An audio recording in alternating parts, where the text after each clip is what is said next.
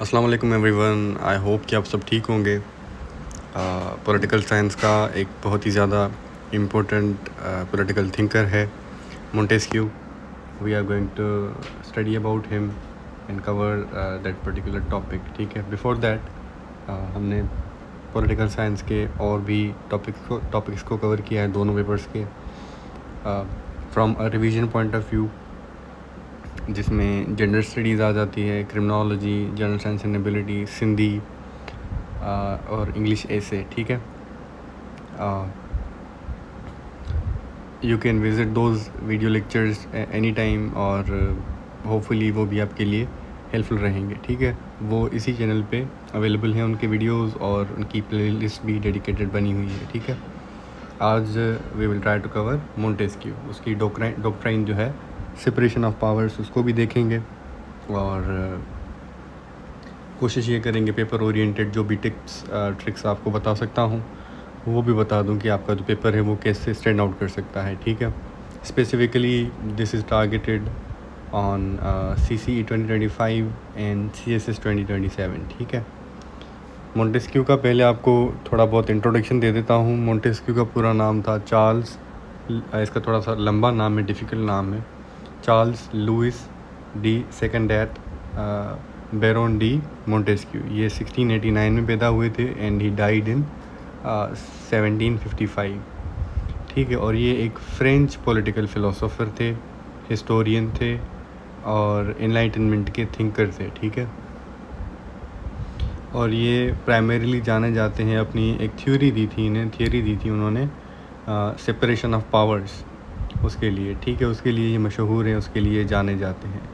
उनका most influential work जो है वो द स्पिरिट ऑफ लॉज है,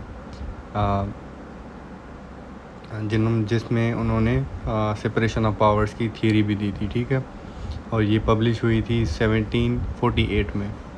1748 में इनका बुक पब्लिश हुआ था, द स्पिरिट ऑफ लॉज, जिसमें उन्होंने थियरी दी थी सेपरेशन ऑफ पावर्स की। उस पर भी आएंगे हम। ठीक है,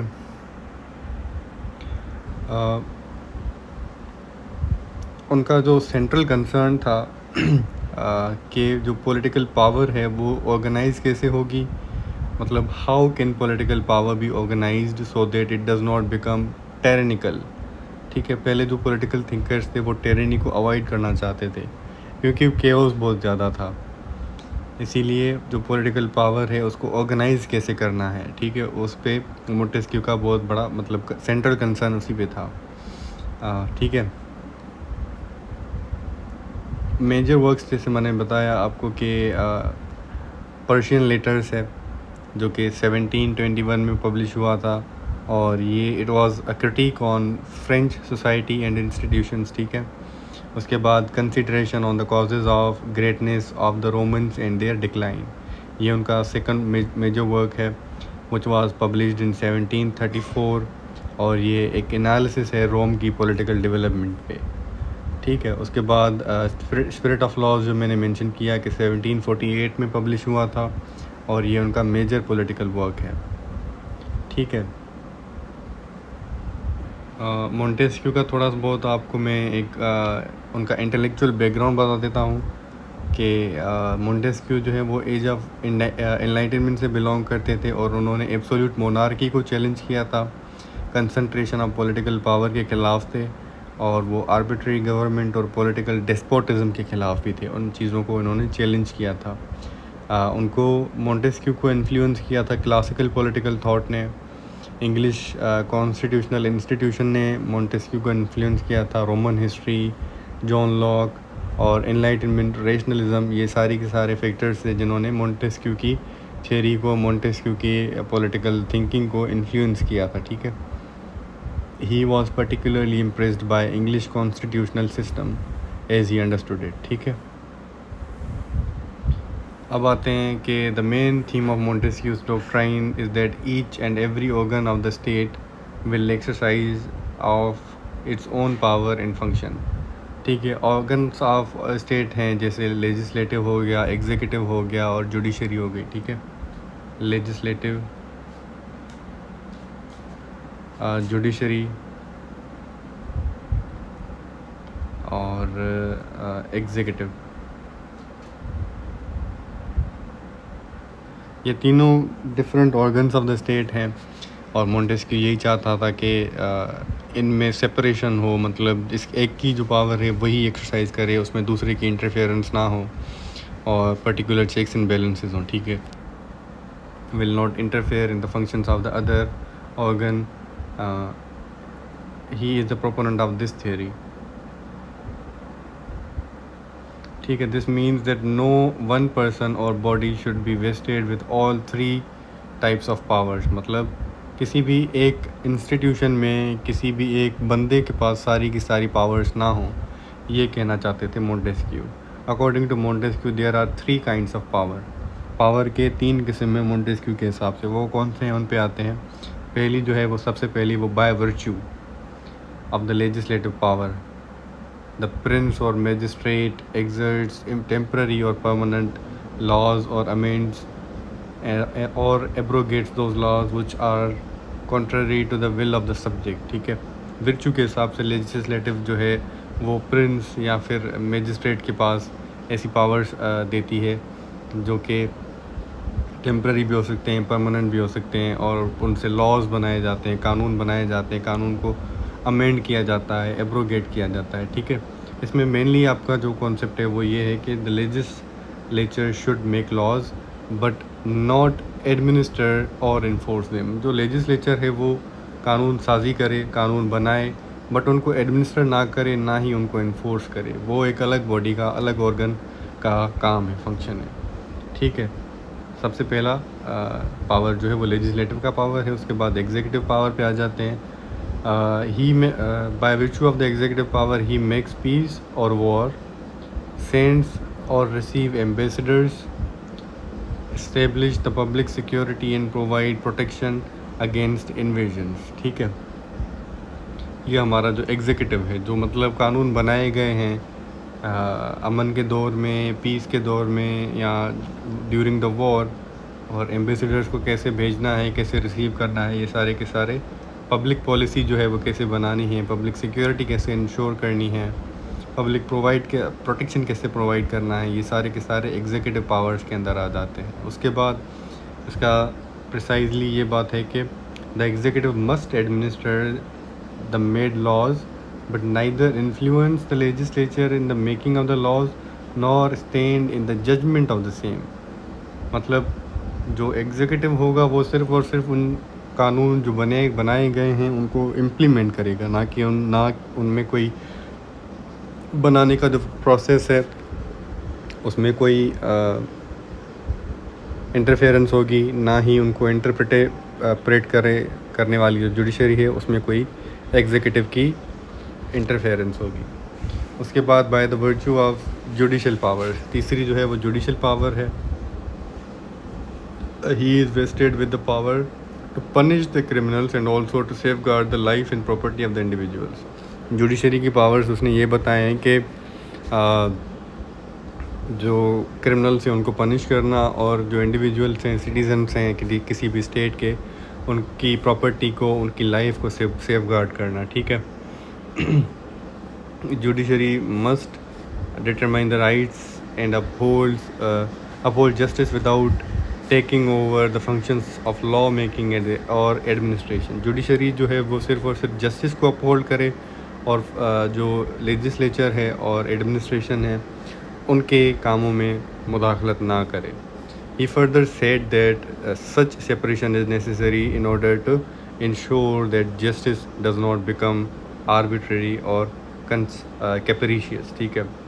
मोंटेस्क्यू की एक यहाँ पे इम्पोर्टेंट कोटेशन आ जाती है कि when the legislature and executive powers are united in the same person और in the same body of magistrate there can be no liberty because apprehensions में arise lest the same monarch और separate should enact tyrannical laws. मतलब एक ही बंदे के पास या एक ही institution के पास सारे के सारे पावर्स आएंगे तो वो कंसंट्रेशन ऑफ पावर हो जाएगी और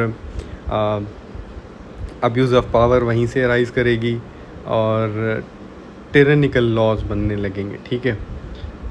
मतलब वो उसकी जो सेंट्रल प्रॉब्लम थी मोंटेस्क्यू की, वो अब्यूज़ ऑफ पावर थी। Montesquieu believed that power tends to be abused when it is concentrated. मतलब अगर पावर जो है, अथॉरिटी जो है, वो कंसंट्रेटेड होगी, एक ही जगह पे होगी, सेंट्रलाइज्ड होगी, तो वो अब्यूज़ होगी, उसका गलत इस्तेमाल किया जाएगा। एक ही बंदे के पास पूरी की पूरी पावर होगी। फॉर एग्ज़ाम्पल एक डिक्टेटर है, या फिर एक किंग है, मोनार्क है, डेस्पोट है, डिक्टेटर है, तो उसके पास सारी की सारी पावर्स हैं, ठीक है। सेंट्रलाइज्ड है वो बहुत ज़्यादा, वो कंसंट्रेटेड पावर है, तो वो अब्यूज़ कर सकता है। उससे पूछने वाली कोई सेकंड अथॉरिटी है ही नहीं, ठीक है। तो वो सेंट्रलाइज जितनी पावर होगी उतनी ज़्यादा अब्यूज़ होगी, ठीक है। Therefore concentration of power leads to possibility of arbitrary rule which leads to threat to liberty. Liberty जो है बंदों की, इंडिविजुअल्स की, वो ख़त्म हो जाएगी, ठीक है। उसने सॉल्यूशन क्या दिया था कि पावर को डिवाइड कर दो, division of power. Power concentrated ना रहे, पावर को जितना हो सके डिवाइड कर दो, और जितने डिवीजन्स बनाए हैं उनमें चेक्स एंड बैलेंसेस डाल दो। ये उसने सॉल्यूशन प्रोवाइड किया है, ठीक है। जिससे मतलब आप जब चेक्स एंड बैलेंसेस इंश्योर करेंगे तो उससे पॉलिटिकल लिबर्टी आएगी, ठीक है। ये पूरी की पूरी जो है उसकी पॉलिटिकल थियरी की फाउंडेशन है। पॉलिटिकल लिबर्टी का आपको बता दूं कि Montesquieu did not define liberty simply as doing whatever one wants. For him political liberty means security and freedom from arbitrary government action within the framework of the law. मतलब जो government का action है उसके ख़िलाफ़ आपके पास security हो, freedom हो, कानून के दायरे में रह के, वो होती है पॉलिटिकल लिबर्टी, वो होती है liberty. A citizen is politically free when they do not have to fear that the government can arbitrarily interfere with their life, ठीक है। मतलब कोई भी फॉर एग्ज़ाम्पल नॉर्थ कोरिया का मिसाल ले लें हम, कि वहाँ पे एक डिक्टेटर है, किम जोंग उन, ठीक है। पता नहीं क्या टाइटल उनके लिए यूज़ होता है, बट ही कंट्रोल्स एवरीथिंग, ठीक है। तो मिसाल ले लेते हैं कि एक जो पर्सनल फ्रीडम होती है वो भी कॉम्प्रोमाइज़ हो जाएगी सिटीजन्स की। इसको ध्यान में रखते हुए ही मोंटेस्क्यू ने ये बात कही है। अब यहाँ पे क्रिटिसिज्म पे आ जाते हैं कि मोंटेस्क्यू की जो डॉक्ट्राइन है उसके ऊपर क्रिटिसिज्म क्या क्या है। द क्रिटिसिज्म और डिफेक्ट्स ऑफ मोंटेस्क्यूज डॉक्ट्राइन और theory. although Montesquieu is proponent of the concept of doctrine of separation of powers, but there are some criticisms under this his theory। ये कौन से criticism है? जो model of Montesquieu was incorrect, but the view of Montesquieu was wrong। जो उसने model दिया है वो करेक्ट है, बट मोंटेस्क्यू का जो व्यू है वो गलत है। Montesquieu's model originated from England, but that time there was no separation of power in England. Lord Chancellor was the head of judiciary, chairman of the House of the Lords legislature, a member of the executive and often member of the cabinet। मतलब England में थे वो, और England में वहाँ पे separation of powers नहीं थे। लॉर्ड चांसलर जो था वो हेड ऑफ द जुडिशरी था, चेयरमैन जो था वो हाउस ऑफ द लॉर्ड्स का था, मतलब लेजिस्लेचर पे भी उसका कंट्रोल था, और मेंबर वो कैबिनेट का हिस्सा भी था, ठीक है। This doctrine is based on the assumption that the three functions of the government are dividable from one another. मतलब ये जो अजम्पशन है कि जो गवर्नमेंट के ऑर्गन्स हैं, फंक्शंस हैं, ये 3 हिस्सों में डिवाइड किए जा सकते हैं। ये एक अजम्पशन है, ये एक रियलिटी, आप इसको नहीं मान सकते, but in fact it is not so. ये ऐसे है नहीं। It is not easy to draw a silver line between one power and other. मतलब ये इतना आसान नहीं है जितना कहने में है कि आप एक क्लियरली एक विजिबल डिवाइजिबल लाइन बना लें कि ये एक बाउंड्री लाइन है कि यहाँ पे जुडिशरी की पावर्स ख़त्म हो जाते हैं, या फिर यहाँ पे लेजिस्लेचर के पावर्स ख़त्म हो जाते हैं, और यहाँ से एग्जीक्यूटिव के पावर्स शुरू हो जाते हैं। It is not that easy, it is not that simple. Mathematical power, because currently each of the 3 organs of the government are functioning of one another organ. ठीक है, in example today the executive exercise various types of functions, for example to investigate, to prosecute, to prepare and to adopt scheme and to issue cancel license, to make rules, regulations and bylaws. मतलब जो executive है वो आज के दौर में बहुत ज़्यादा एक्टिव है पॉलिटिकली, ठीक है। तो उनका जो काम है उतना सिंपल नहीं है, उतना वेल डिफाइंड नहीं है। उनके जो रिस्पॉन्सिबिलिटीज़ एक्सपेक्टेशंस हैं वो इतने डिफाइंड नहीं है, ठीक है, कॉम्प्लेक्स हैं बहुत ज़्यादा। तो there is no simple mathematical definition और formula to determine the functions of executives. एक मिसाल है, ठीक है।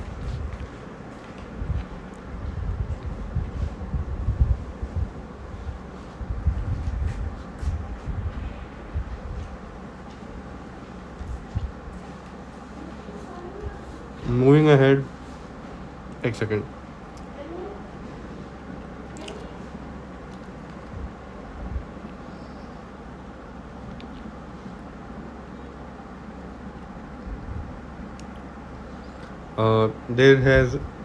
It has no strictly enforcement in the context of executive action, but strictly it is impossible to implement. Though in 1776, when the American Constitution was drafted, the doctrine of separation of powers was adopted with the growth of administrative process. ठीक है, एक second.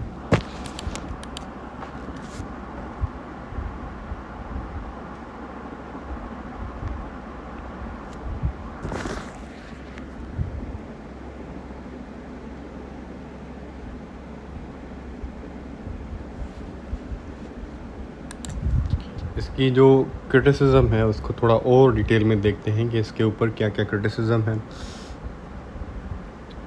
Montesquieu की और Montesquieu की theory पे।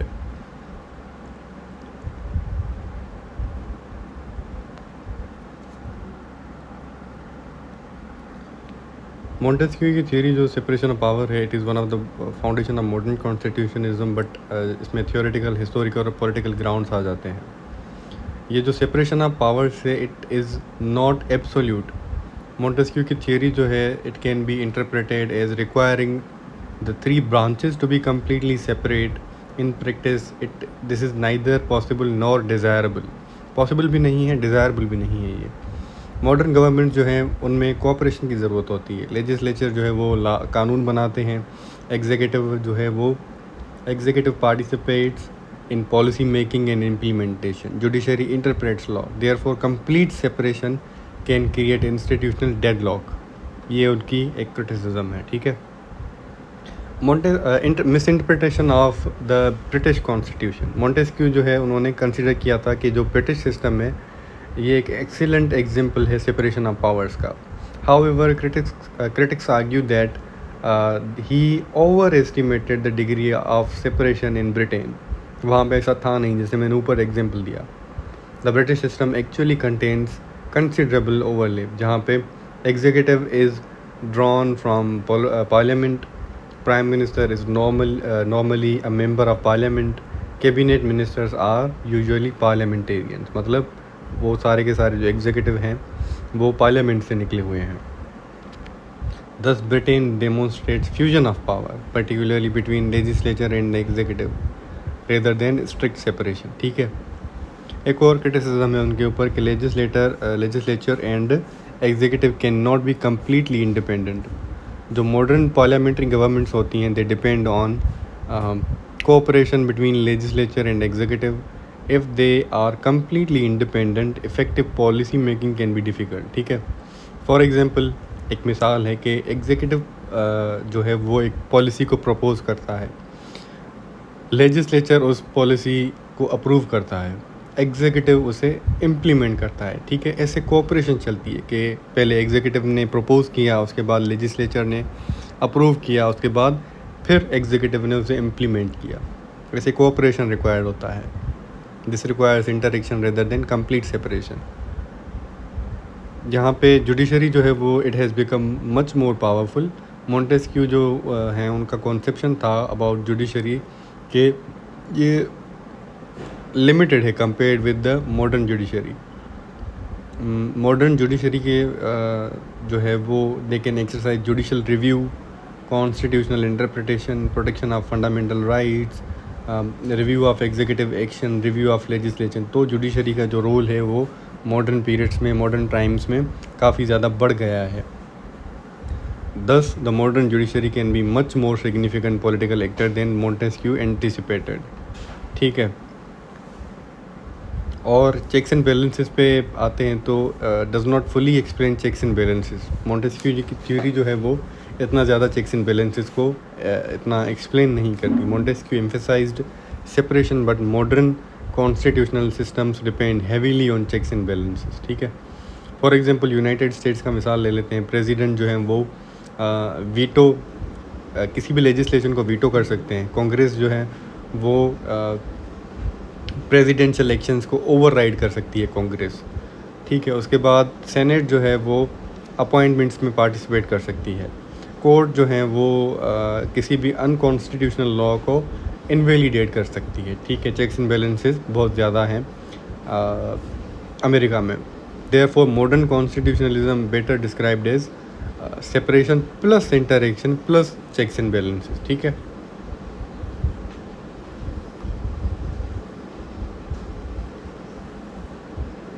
अब political party का भी एक यहाँ पे आ जाता है कि Montesquieu did not anticipate the modern mass political party.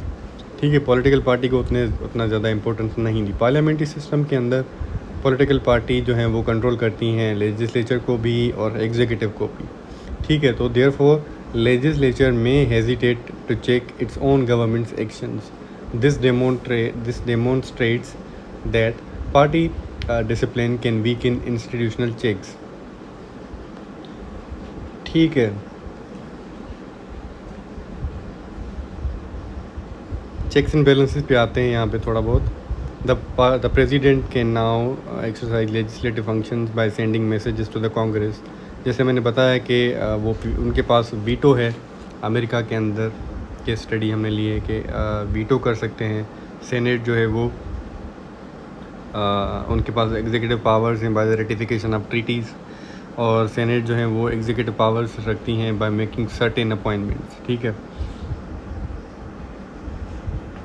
Consequences क्या हैं सेपरेशन ऑफ पावर्स के अमेरिका के केस स्टडी के हिसाब से? Executive is exercising their power and functions smoothly without interfere of the other body. ठीक है, एग्जीक्यूटिव जो है वो अपने पावर से एक्सरसाइज कर रही होती है। Legislative is exercising their power and function smoothly. Judiciary is exercising their power and function smoothly without interference of another body. But in practical sense, in some cases, judiciary system are impacted by executive body। ठीक है, rule of law has been ensured by the court of law, but in practical sense, in some cases, rule of law is not implicated।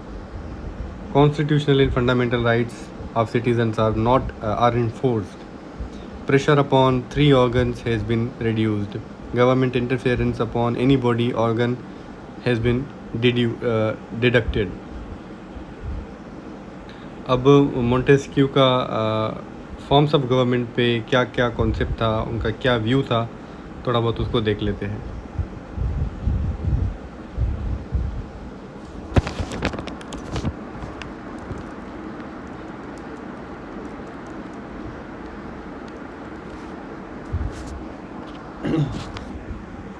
Classification of government of Montesquieu is based partly on number of those who hold political power and partly on the manner in which that power is exercised।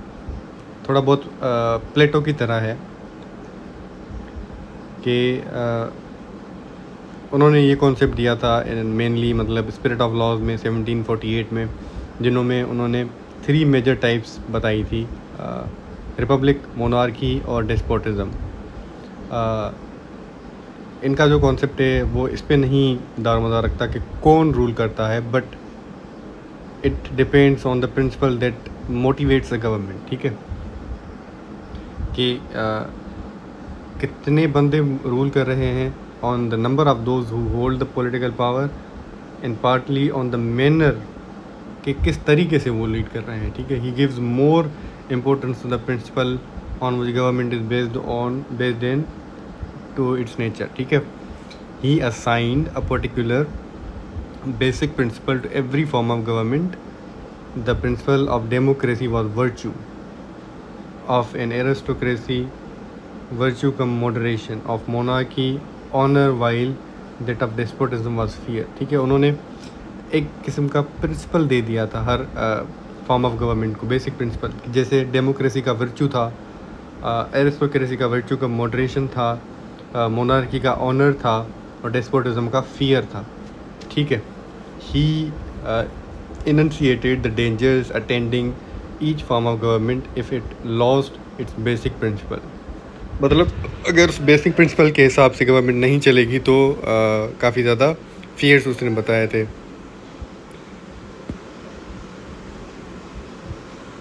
एक second.